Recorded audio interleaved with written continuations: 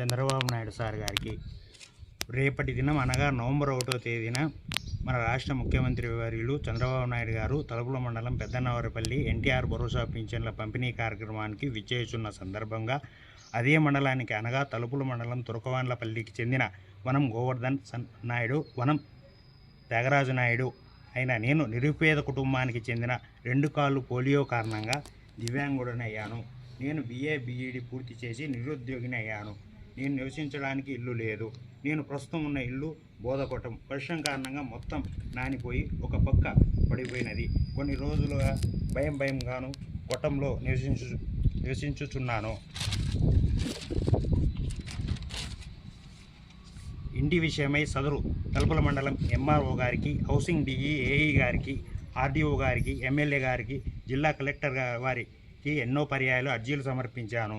ఫలితం లేదు. కావున నవంబర్ 1వ తేదీన పింఛన్ పంపిణీ కార్యక్రమంకు విచ్చేయుచున్న ముఖ్యమంత్రి వర్యులు శ్రీ చంద్రబాబు నాయుడు గారు ఈ తలుపుల మండల తురకవాన్లపల్లిలో నేను నివసించుచున్న బోధకుటుంబకు విచ్చేసి పరిశీలించి నిరుపేద దివ్యాంగునికి ఇంటి సహాయం చేయగలరని సీఎం చంద్రబాబు నాయుడు గారికి విన్నవించుకుంటున్నాను. ఈరోజు శ్రీ సత్యసాయి జిల్లా తలుపుల మండలం తురకవాన్లపల్లికి చెందిన వనం గోవర్ధన్ తండ్రి గారు అయినటువంటి వనం త్యాగరాజు నాయుడు గారు అయినటువంటి సుపుత్రుడు ఈరోజు ఈ పల్లె ప్రాంతంలో నివసిస్తున్నటువంటి ఈ అబ్బాయి 2 కాళ్ళు పోలియో కారణంగా ఈరోజు దివ్యాంగుడైనాడు. ఈ అబ్బాయి BA BEd వరకు చదువుకున్నాడు.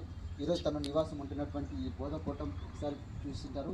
ఇది గత వీళ్ళ ముత్తాతల కాలం నుంచి ఇదే ఇంట్లోనే వీళ్ళు నివాసం ఉంటున్నారు.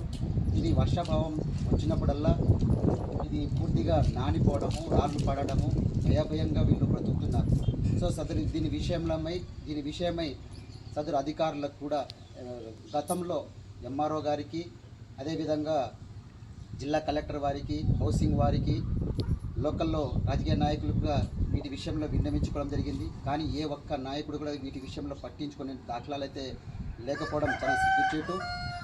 దీని విషయమై రేపటి రోజు అనగా నవంబర్ 1వ తేదీన తలుపుల మండలానికి పెద్దన్నవారిపల్లిలో ఎన్టీఆర్ భరోసా పింఛన్ల పథకానికి విచ్చేసినటువంటి శ్రీయులు మాన్యశ్రీ చంద్రబాబు నాయుడు గారు పింఛన్ల పంపిణీ కార్యక్రమానికి ఇచ్చే శుభ సందర్భంగా వారికి మా తరపు నుంచి ఒక విన్నవించుకుంటున్నాం.